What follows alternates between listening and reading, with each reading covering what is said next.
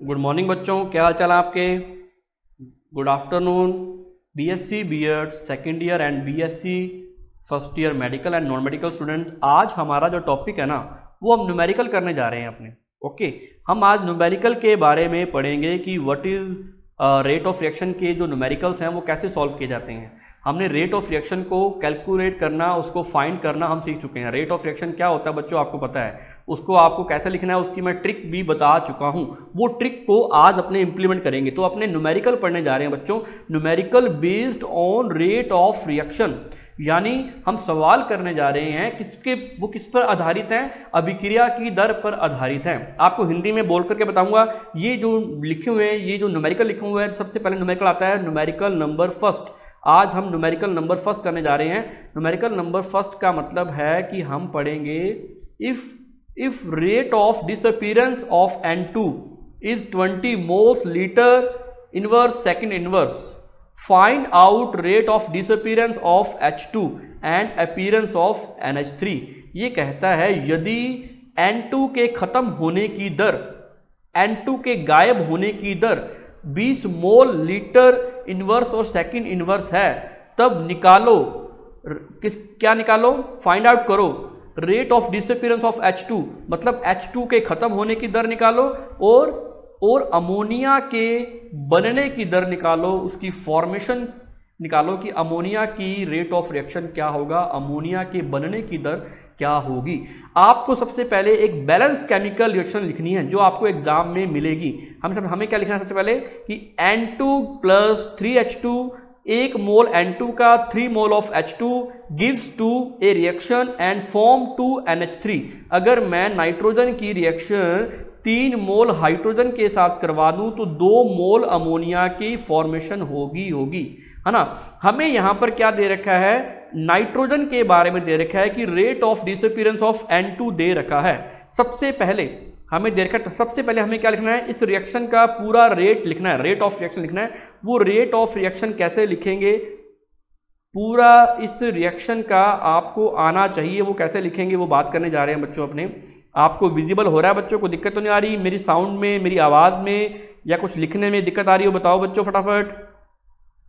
किसी को कोई प्रॉब्लम आ रही हो जल्दी बताओ, शाबाश। कमेंट सेक्शन में लिख के बताओ मेरी आवाज प्रॉपरली आ रही है ना बच्चों,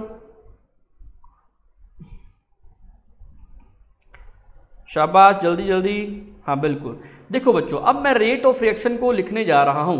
पहले लिखूंगा N2 के रिस्पेक्ट में, मुझे पता है change in concentration of N2 की सांद्रता में परिवर्तन समय के सापेक्ष विद रिस्पेक्ट टू टाइम, है ना, is equal to change in concentration of H2 with respect to time. H2 की सांद्रता में परिवर्तन समय के सापेक्ष।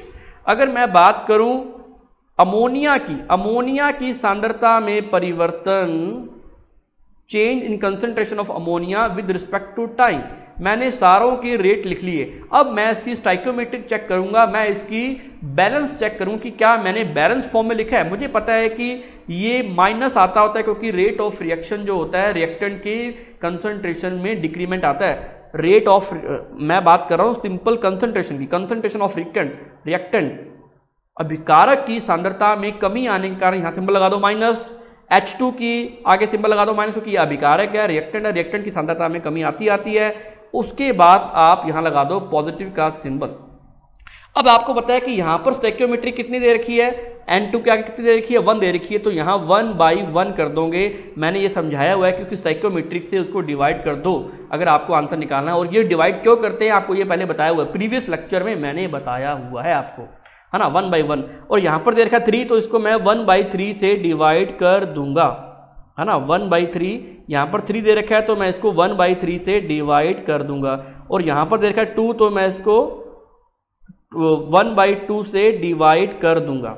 ये मैंने कर दिया 1/2, 1/3, 1/2, 1/3। अब ये रेट ऑफ रिएक्शन जो है ना, ये rate of disappearance of N2, rate of disappearance of H2, rate of appearance of ammonia, ये सारे के सारे रेट ऑफ रिएक्शन की इक्वल आ गए। इसको बोलेंगे रेट ऑफ रिएक्शन। अब ये तीनों वैल्यू इक्वल आ चुकी हैं, तो ये वैल्यू पुटअप कर दो, चाहे ये वैल्यू पुटअप कर दो, चाहे ये वैल्यू पुटअप कर दो, सभी की सभी वैल्यू अब इक्वल आ चुकी हैं, क्योंकि मैंने इसको 1/1, इसको 1/3, इसको 1/2 से डिवाइड कर दिया। ये होता है रेट ऑफ रिएक्शन। अब हमें क्या दे रखा है बच्चों, आपको पता है कि हमें नाइट्रोजन का रेट ऑफ रिएक्शन दे रखा है, change in concentration of N2 with respect to time, minus में, क्योंकि ये क्या है, माइनस क्यों आया, क्योंकि आपको पता है रिएक्टेंट की कंसंट्रेशन में डिक्रीमेंट आता होता है, कमी आती होती है। अगर मैं लिखूं तो ये वैल्यू दे रखी है मुझे 20 मोल्स, रेट ऑफ रिएक्शन का यूनिट क्या होती है, moles, litre inverse and second inverse में ये वैल्यू मुझे यहां दे रखी है। ओके, अब मुझे ये वैल्यू दे रखी है, मुझे ये वैल्यू सॉल्व करनी है आगे जाकर के। मुझे पता है कि 20 मोल्स जो होते हैं ना, 20 मोल्स अगर डिक्रीज होंगे किसके, N2 के, तो N2 की वैल्यू क्या दे रखी है मुझे, N2 अगर 20 मोल्स डिक्रीज होंगे तो जाकर के ये अगर N2 जो है ना ये डिसअपियर होगा, तो 20 मोल्स इसका रेट ऑफ रिएक्शन आया। अब मुझे रेट ऑफ रिएक्शन की इक्वल करना है इसको, मुझे यहां पर देखना है कि N2 की वैल्यू कितनी है। N2 की वैल्यू यहां कितनी आ गई, 20 मोल्स आ गई। कितनी आ गई बच्चों, यहां पर कितनी आ गई, 20 मोल्स। यहां क्या आ गया, 20 moles litre inverse second inverse N2 की वैल्यू आ गई। N2 का मतलब rate of disappearance of N2 आ गया, है ना। N2 के खत्म होने की दर आ गई 20 मोल्स लीटर इनवर्स सेकंड में, ये हमें दे रखी है। अगर हम आगे चलें, आगे बात करें, तो मुझे पता है कि 20 की वैल्यू, अब आपको पता है ये 20 जो है, ये 20 इसकी वैल्यू आई है। अगर मुझे हाइड्रोजन की इक्वल करना है तो मैं क्या करूंगा, अगर मुझे डिसअपियरेंस ऑफ N2 की value, rate of disappearance of rate of reaction की value, disappearance of rate of N2 की वैल्यू मुझे इक्वल करनी है हाइड्रोजन के, तो मुझे क्या करना होगा बच्चों, बताओ कमेंट सेक्शन में। ये वैल्यू मुझे इसकी इक्वल लेकर के आनी है हाइड्रोजन के, तो मुझे क्या करना होगा, जल्दी बताओ फटाफट कमेंट सेक्शन में लिख करके, जल्दी बताओ कमेंट सेक्शन में लिख करके कि मुझे यहां इसकी वैल्यू दे रखी है, इसकी रेट ऑफ डिसअपियरेंस की वैल्यू, इसके खत्म होने की वैल्यू दे रखी है मुझे 20 मोल litre inverse and second inverse, मुझे ये वैल्यू दे रखी है।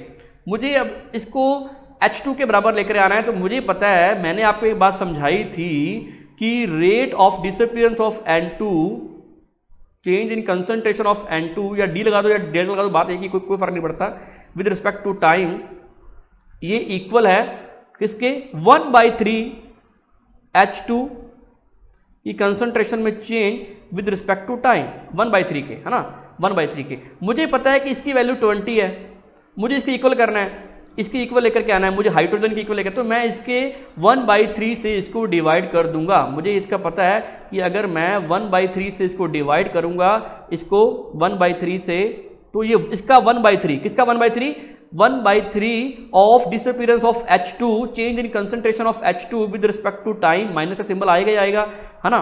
तो अब इसकी इक्वल आया ये, इसके 20 मोल्स ऑफ डिसअपियरेंस इसके 1/3 के इक्वल होंगे। अब मैं ये थर्ड यहां ले जाऊंगा, तो क्या वैल्यू आ जाएगी, क्या वैल्यू आ जाएगी, देखो वैल्यू क्या आ जाएगी बच्चों, 3 इंटू, अब मैं 20 यहां ले जाऊंगा तो वैल्यू क्या आ जाएगी, 60 आ जाएगी। देखो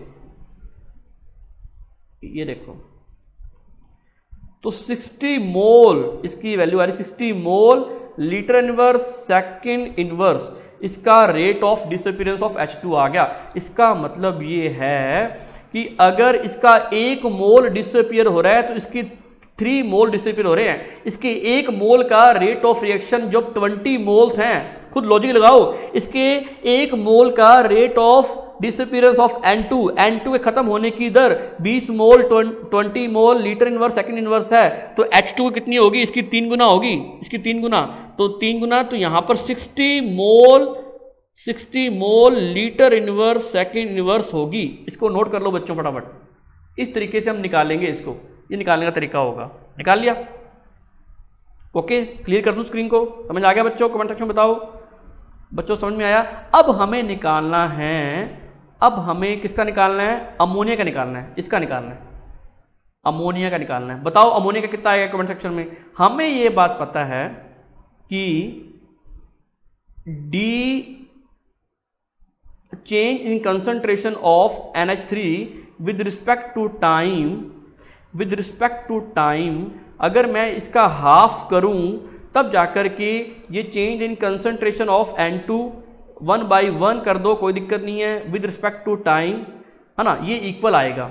मुझे पता है कि इसकी वैल्यू मुझे दे रखी है 20 दे रखी है और मुझे इसकी वैल्यू निकालनी है। तो आपको पता है कि change in concentration of ammonia upon में change in time is equal to, ये 2 कहाँ चला जाएगा, ये 2 यहाँ चला जाएगा, तो 20 इंटू 2, तो वैल्यू कितनी आ गई बच्चों, change in concentration of ammonia upon में dt, तो 20 इंटू 2 जा कितना हुआ 40 मोल, तो 40 mole second inverse and litre inverse, ये इसकी वैल्यू आ गई, है ना बच्चों। तो ये हमने निकाल लिया, इस तरीके से हम कैलकुलेट करते हैं। तो यहां आपको पता है कि इसके 1 मोल डिसअपियर होगा तो इसके 3 मोल डिसअपियर होंगे और इसके 2 मोल अपीयरेंस होंगे। इसके 1 मोल के डिसअपियरेंस की वैल्यू इसके 1/3 के इक्वल है, इसके 1/2 के इक्वल है। तो 1/3 की वैल्यू जब 20 है, जब 1/3 की वैल्यू 20 है, मुझे पता है कि 1/3 की वैल्यू 20 है, तो 1 की वैल्यू कितनी होगी, 1 की वैल्यू कितनी होगी, तो मुझे पता है 1 = क्या आ जाएगा 20 इंटू 3। आपको ऐसे सोचना है, अगर आपका पेपर ऑब्जेक्टिव है तो आपको जोर ही नहीं आएगा करने में। 20 इंटू 3 कितना होगा 60 हो गया। हमारा सोचने का तरीका है, अगर मैं चाहूं तो इस इक्वेशन को ऐसे ही सोल्व कर दूंगा बिना लिखे ही, बिना इसको राइटिंग किए ही, है ना। तो मुझे पता है कि तो इसकी क्या आ जाएगी 60 आ जाएगी, वैल्यू क्या आ जाएगी 60 आ जाएगी। अब आपको पता है कि अमोनिया के 2 मोल, जब नाइट्रोजन का 1 मोल डिसअपियर होगा तब जाकर के अमोनिया के 2 मोल अपीयरेंस होंगे। तो 1 की वैल्यू इसकी 20 दे रखी है, मुझे 1 की वैल्यू 20 दे रखी है, N2 के कितनी है 20 मोल सेकंड इनवर्स लीटर इनवर्स। अब मुझे पता है कि 1/2 करूंगा तब जाकर के अमोनिया इसके इक्वल आएगा, अमोनिया का रेट ऑफ रिएक्शन इसके इक्वल आएगा, मुझे पता है ना, इसके इक्वल आएगा। तो इसके इक्वल आएगा, इसका हाफ, तो इसका मतलब हाफ की वैल्यू 20 है, तो 1 की वैल्यू क्या होगी बच्चों, अगर हाफ की वैल्यू 20 है तो 1 की वैल्यू क्या होगी, 1 की वैल्यू क्या होगी, जल्दी बताओ कमेंट सेक्शन में। 40, समझ आई बच्चों बात। तो आपको ऐसे सोचना है, जो ऊपर लिखा है मैंने आपको ऐसे सोचना है, लेकिन लिख करके आपको ऐसे आना है, इस तरीके से आपको काम करना है। समझ में आया बच्चों न्यूमेरिकल ये वाला, आंसर निकाल दिए सारे आपने।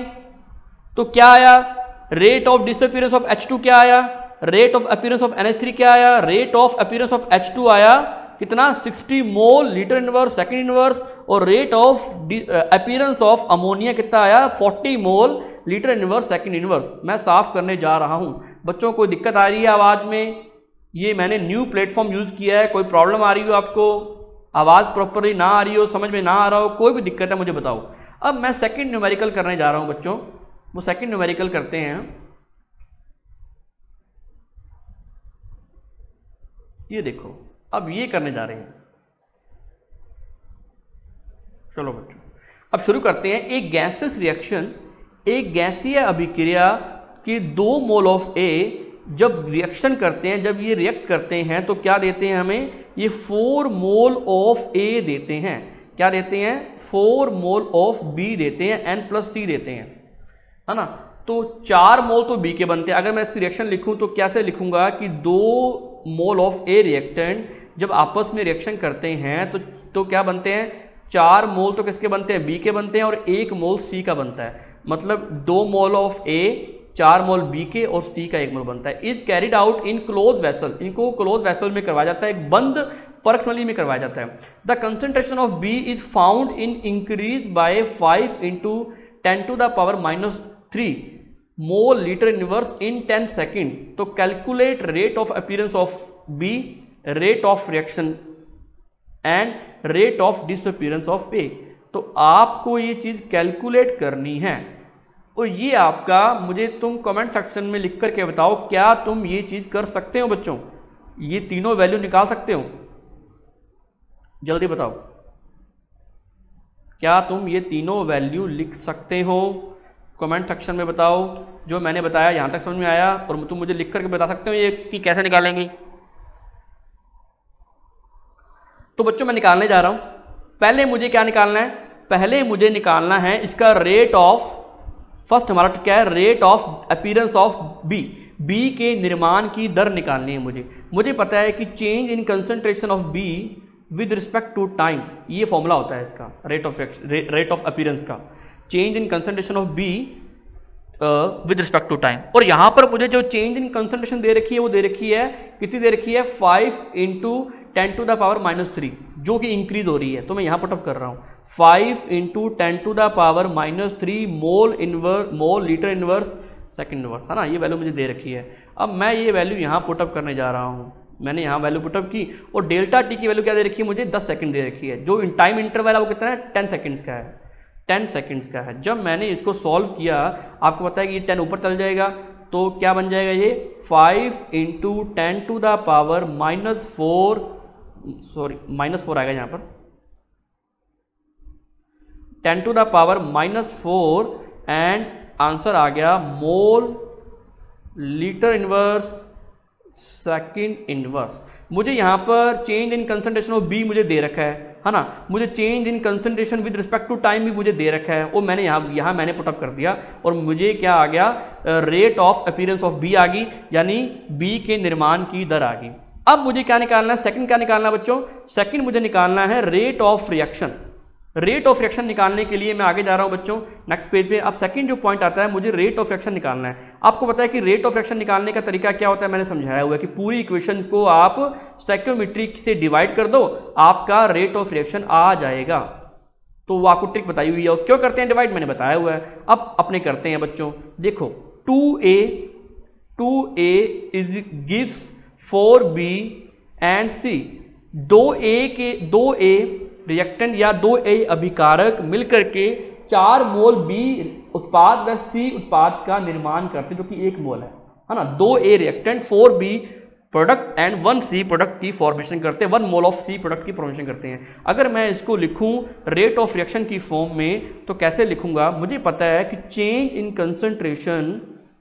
इन concentration of A with respect to time, आपको पता है इसमें सिंबल आता है माइनस का, उसको स्टोइकियोमेट्रिक से इसको डिवाइड कर दो। मैं रेट ऑफ रिएक्शन लिखने जा रहा हूं बच्चों, आगे करते हैं बात, ठीक है। तो 1/2 change in concentration of A with respect to time, A की सांद्रता में परिवर्तन समय के सापेक्ष, इजिकल टू किसके बराबर आएगा, किसके बराबर आएगा बताओ, 1/4 change in concentration with respect to time. और आपको पता है कि ये प्रोडक्ट है तो सिंबल आता है पॉजिटिव का, change in concentration of C with respect to time 1/1 आ जाएगा। हालांकि 1/1 लगाओ तो कोई दिक्कत नहीं है, ना लगाओ तो दिक्कत नहीं है। तो ये रेट ऑफ रिएक्शन आ गया इसका, है ना, इसका हाफ इसके 1/4 इसके 1 के इक्वल है। आई बात समझ में।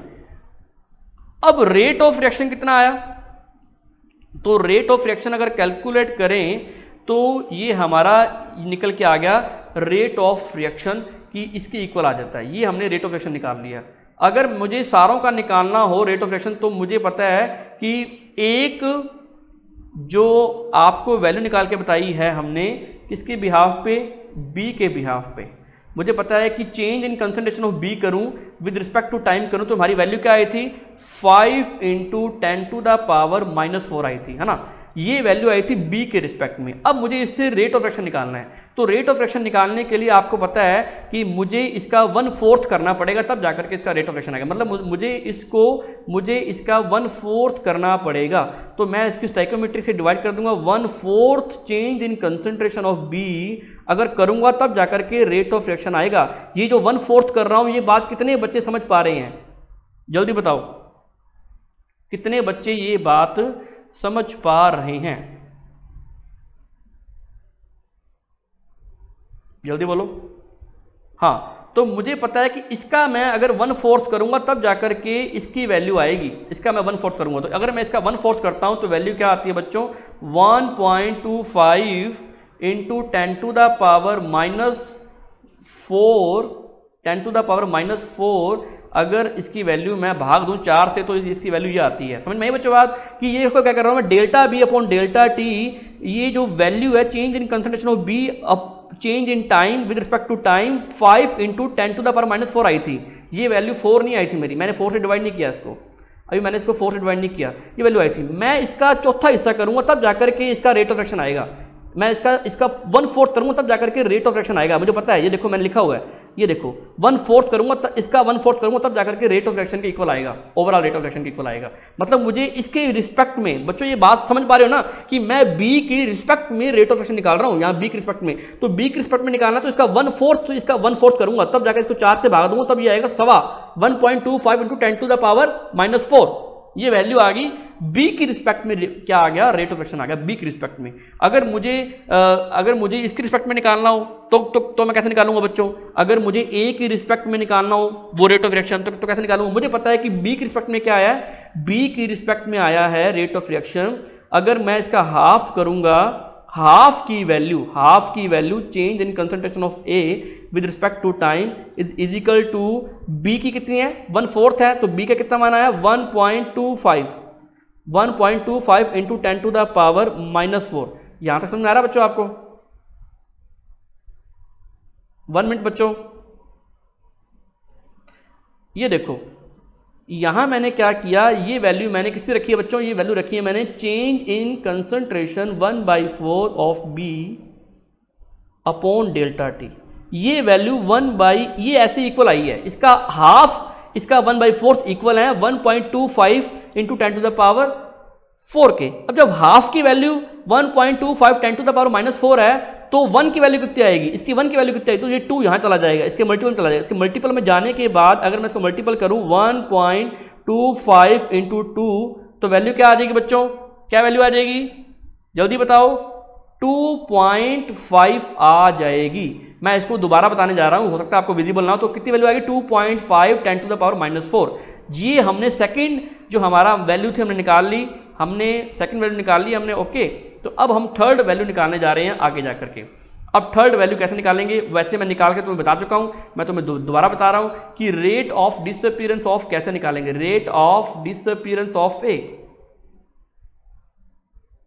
हालांकि मैं तुम्हें निकाल के बता चुका हूं कैसे निकालेंगे।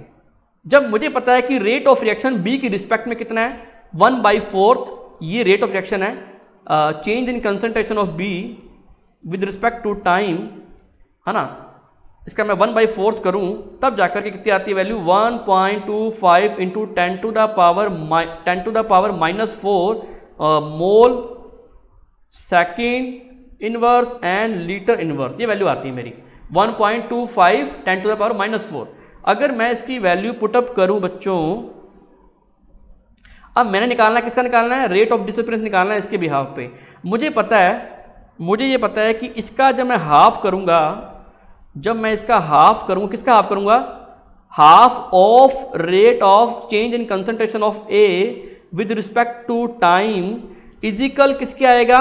1/4 पॉजिटिव का, यहां पर सॉरी नेगेटिव आएगा क्योंकि ये रिएक्टेंट की कंसंट्रेशन है। 1/4 of change in concentration of B upon में delta T is equal to 1.25 × 10⁻⁴ ये वैल्यू आ गई। यहां तक बच्चों समझ में आया आपको कि मैं कैसे पुटअप कर रहा हूं वैल्यू?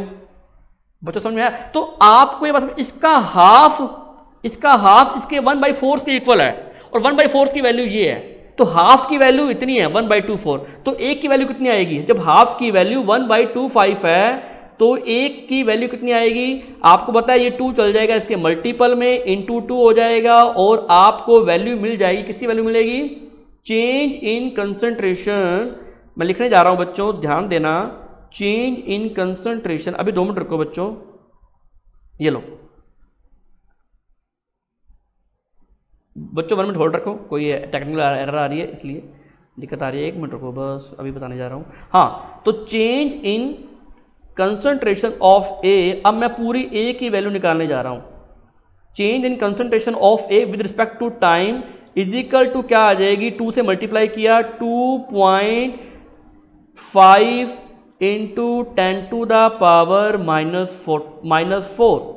अगर मैं इसकी वैल्यू दोबारा लिख के बताऊं आपको तो मेरी 2 से मल्टीप्लाई करने पर वैल्यू क्या आई? Change in concentration of A, half की वैल्यू मुझे दे रखी है, माइनस का सिंबल लगा रखा है, चेंज इन टाइम मुझे हाफ की वैल्यू दे रखी है 1.25 × 10⁻⁴ दे रखी है।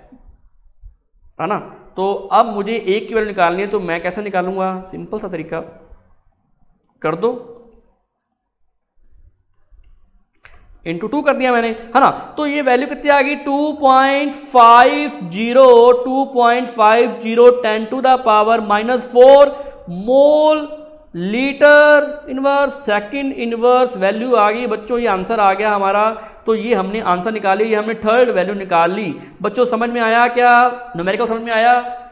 बिल्कुल सिंपल सी वैल्यू है, बिल्कुल सिंपल सी बात है। इसका मतलब इसका आधा इसके 1/4 के इक्वल है और इसके 1 के इक्वल है। जो वैल्यू इसकी हाफ की होगी इसके 1/4 की होगी। अगर आपको हाफ की वैल्यू दे रखी है, एक की निकालनी है, तो उसे 2 से मल्टीप्लाई कर देंगे। अगर यहां पर 1/4 की वैल्यू दे रखी है आपको, है ना, 1/2 की वैल्यू दे रखी है और आप इसको 1/4 करना है, तो 1/2 की वैल्यू जो दे रखी है वो 1/4 के इक्वल है। अगर ये बात आप समझ पा रहे हो और साइकोमेट्रिक से कैसे डिवाइड करना, तो आप न्यूमेरिकल इजीली प्रूफ कर लोगे। बच्चों बताओ कमेंट सेक्शन में, समझ में आया सारी बातें आपको, जल्दी बताओ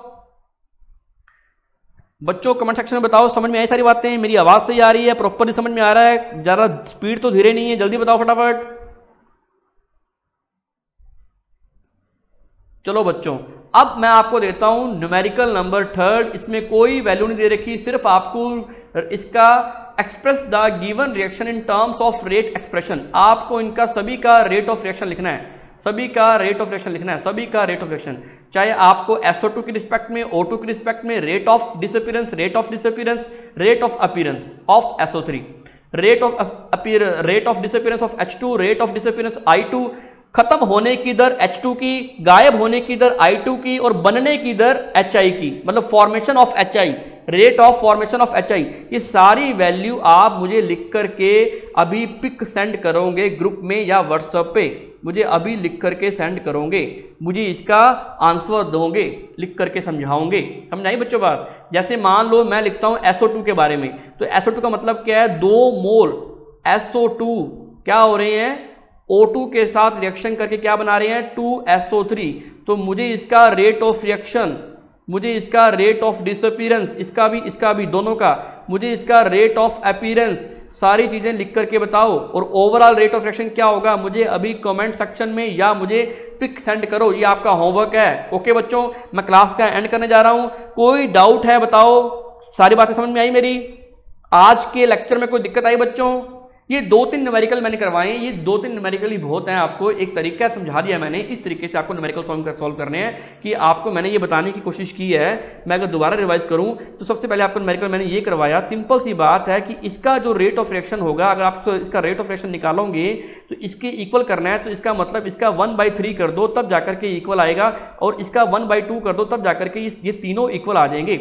और हमें इसकी वैल्यू, हमें जो वैल्यू दे रखी थी, हमें जो वैल्यू वो दे रखी थी, इसकी वैल्यू दे रखी थी, इसकी 20 की वैल्यू इसके 1/3 की इक्वल है, इसके 1/2 की इक्वल है। मैं अभी वो सिंबल नहीं लगा रहा, जैसे अमोनिया नहीं लगा रहा, मैं ऐसे नहीं लगा रहा। ये देखो, इसके 1 by change in concentration of H2 upon delta T के इक्वल है ना।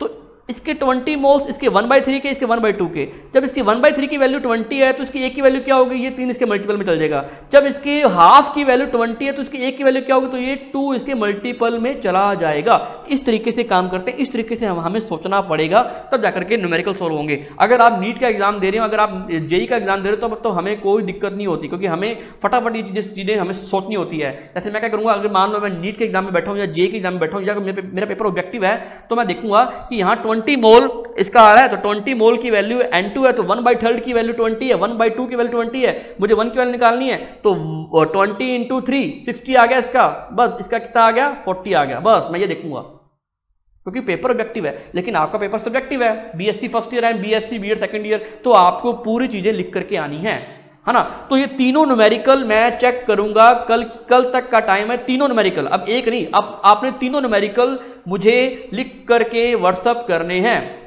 व्हाट्सअप नंबर है मेरा 9887122980।